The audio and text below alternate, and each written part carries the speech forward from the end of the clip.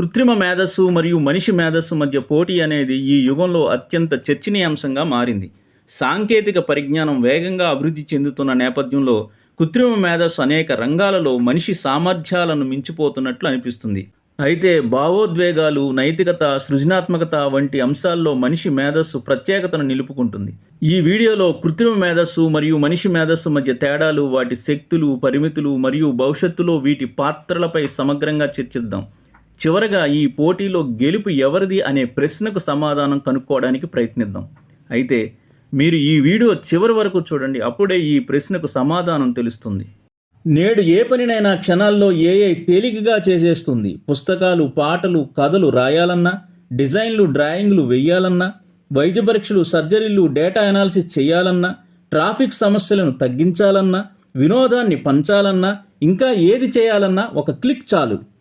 ఇదంతా చూస్తే భవిష్యత్తులో మనిషి అవసరమే ఉండదేమో అనిపిస్తుంది కదా. మనిషికి పని ఉండదేమోనని భయం వేస్తుంది కదా. కానీ ఒకసారి ఆలోచించండి, ఏ పని చేస్తుందో ఆ పనిని చేయమని ఆదేశించింది ఎవరు? మనిషే కదా.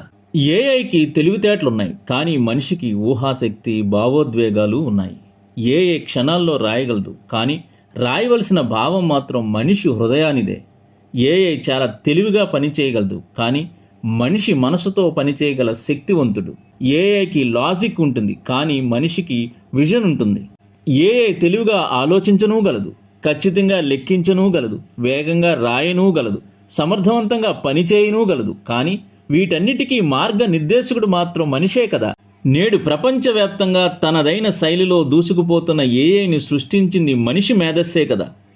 ఏఐ మనిషి పనిని తీసుకుంటుందా అనే దానిపై దృష్టి పెట్టే కంటే మనిషి తన ప్రతిభను ఎలా మెరుగుపరుచుకోవాలో అనే దానిపై దృష్టి పెట్టాలి. కాబట్టి భయపడవలసిన అవసరం లేదు. ఏఐ ఒక సాధనం మాత్రమే, దానిని ఆడించే అసలైన ఆటగాడు మనిషే. ఏఐకి అవసరమైన అల్గారిథములను సృష్టించిన సృష్టికర్త మనిషే. అందువలన ఏఐకి మనిషికి మధ్య పోటీ వస్తే ఆ పోటీలో గెలిచేది ఎప్పుడూ నిస్సందేహంగా మనిషే.